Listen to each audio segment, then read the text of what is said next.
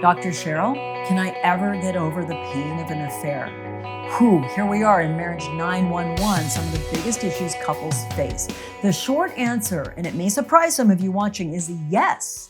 Yes, you can both get over the pain of an affair. Let me give you some ideas and some really important information right now. First of all, what do we mean by an affair? Well, there are sexual affairs where one partner in a chosen monogamous relationship, the two of you are under the assumption together that you're being monogamous, strays outside of that commitment and betrays that trust. Let's break this down into emotional affairs and sexual affairs. They, of course, can come together. But an emotional affair may not sound like a big deal, but those of you that have been involved in one or been harmed by your partner being involved in one knows that it can be a major trust betrayal in its own right. Now, an emotional affair, as the name implies, is where if it's me, let's say I meet someone in the workplace and they have dynamic energy, they're attractive, they're interesting. It turns out they love riding horses, which is a passion of mine I'd like to get back to, and we talk about that. And they're into personal growth and they've read some really amazing books I've read that my partner's not interested in, and et cetera, et cetera. You get the gist. It could be, as it was for a woman I know that had an emotional affair that then became sexual. It was someone she met when they were chaperoning their kids, their grade 6 kids, on a field trip. And they just really enjoyed talking to each other. A friendship bloomed. But it crossed over a line and it becomes an emotional affair when you're sharing intimate hopes and dreams with someone who's not your spouse and your spouse doesn't know about it. This is a really important point. It's fine to have same sex or cross gender or whatever LGBTQ, whoever you love, however you love. Welcome, welcome, welcome to this work. You're my peoples, all of you. But if, let's say it's a heterosexual relationship and you're a female, it's fine to have straight male friends, and of course, gay LGBTQ friends, who you share a lot of your intimate information with, your hopes and dreams, things you're worried about, things that aren't going well, maybe even some of the troubles in your own relationship. Pink flag there, I'll get back to that one. But where it gets tricky is when your spouse doesn't know about it. It's one thing to go home to your spouse and say, I had the best evening out with my friend Joshua. We talked so much about our lives and what's working and what's not. And I even was sharing with him, how I got so angry with you the other day and I regret it. And your spouse is like, that's great. I love Joshua. So in short then, not very short, an emotional affair involves where you're putting a significant amount of your emotional energy in a relationship with someone other than your spouse, and your spouse doesn't know about it. There's a trust betrayal there. Sexual affairs, I probably don't need to define those particularly stringently because you all kind of have the gist of it, but that's where I overstep a sexual or sensual bond away from my partner in a way that they feel harmed by if or when they discover it. That can even be a kiss. Often, of course, it involves sexuality, full sexuality, once or maybe multiple times. I work with another couple who took my Become Passion program. That's the 12-week program where we really work on the 3 areas of relationship that need strengthening: your communication, your dating and romance, your depth of appreciation and lighting each other up, and yes, your sensual life. And that couple, there was a 2-year affair that one of them engaged in with someone in a different continent and went on a lot of fake business trips to spend time with that person. It was discovered when a private investigator showed up at the betrayed partner's house with a list of names, dates, photographs, and videos. Heartbreaking, unbelievably, blew that marriage up. But they had enough faith in each other, enough willingness to work on who they were, that they worked with me in my program, and they moved from completely shattered toward building over time, it took quite a lot of time, a deep emotional trust again. Now, I want to briefly say, when we talk about affairs, it's not just sexual affairs and emotional affairs. Sometimes it's someone with a secret pornography habit that's overtaking their sexuality and their mind, their partner doesn't know about and discovers. It can be financial impropriety, where you take the $10,000 you've saved for your vacation and you gamble it away, or you use it to pay bills without talking to your spouse. I could go on for a very long time, but we'll talk about that in other videos. But for now, your trust has been betrayed. Now I'm going to tilt this a little bit on its side, and some of you may find this a little uncomfortable, and I want to hold that with grace. But in any trust betrayal, in any affair, I'm going to talk about the betrayer, the person who's overstepped the bounds, perhaps me, that fell in love with a coworker and crossed lines, and the betrayer, betrayed, right? So there's the one who's betrayed and the one who's been betrayed. Now, all the sympathies in our world tend to go with the person who's been cheated on. I loathe that phrase, by the way. It's very pejorative.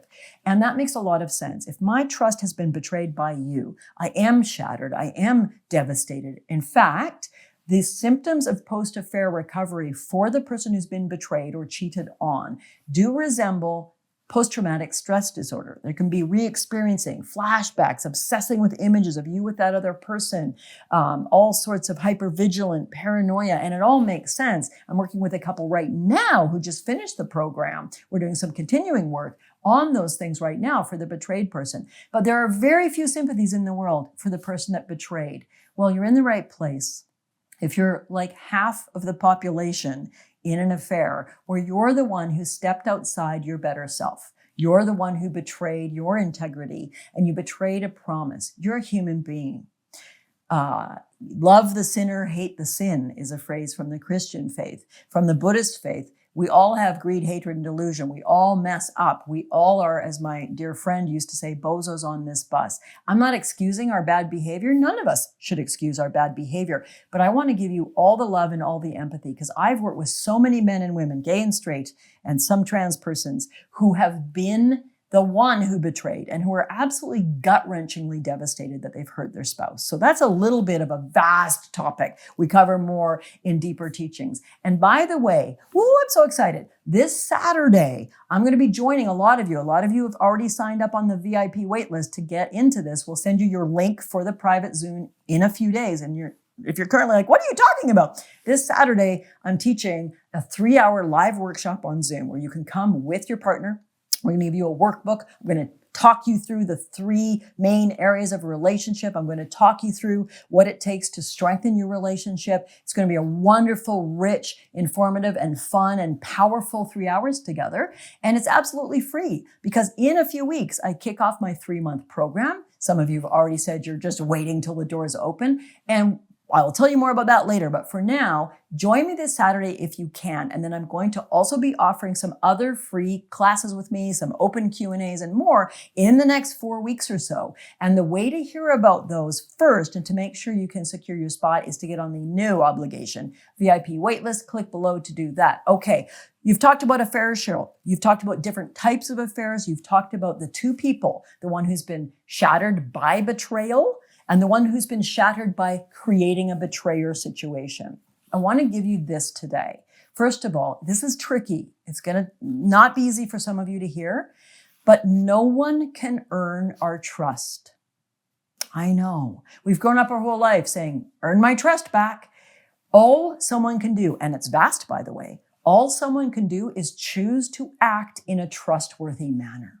They can choose to be in their integrity. They can choose to change their behavior. This is very complex. This is a very short video of something I go much more deeply into with couples in my program that are struggling with affair recovery. About 10 to 15% of the couples that join my course each year, this is a key issue for them. Whether the affair has been yesterday or 4 years ago, or in one case, decades ago, it can still take some work on these 3 pillars of improving your relationship: your communication, your intimacy, your thrill and romance, and your sensuality. So where do we bring this all to a close today? I want to say from the bottom of my heart, very few things hurt as much as being betrayed. A betrayal where your partner lies to you about small things can cause a real trust disruption. But here's the thing, everybody. There is absolutely hope. I've been shown by couples like the one I mentioned just now with the 2-year affair, how one can rebuild to a new version of who you are post-affair. I do say that after an affair, your relationship is over. What I mean is the relationship you used to have is over because there's been such a disruption in trust. We now need to work through that, to understand it, to heal it, and move toward the next phase of your relationship. I sometimes call it relationship 2.0. Who can you be after?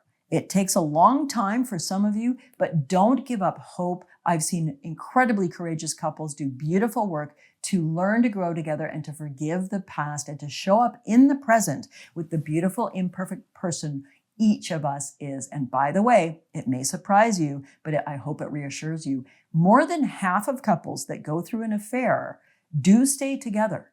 They do stay married or common law if they're in a committed relationship. And please don't listen to popular culture or boneheads on inflammatory radio shows, or even your friends who don't understand the complexity of this, who say once a cheater, always a cheater. There's literally no evidence that that's true. In fact, someone who's betrayed their own values and done something that they don't agree with, if they do the right kind of work, they're generally more trustworthy in the future than your average person.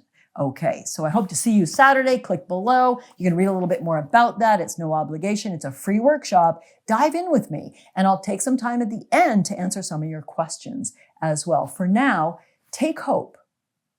Affairs can also be prevented, my friends. Most of the couples I work with, statistically, 75% or more have not yet gone through an affair. And part of my work is to affair-proof your relationship by better communication, more romance and thrill, and treating each other like the extraordinary human you actually both are.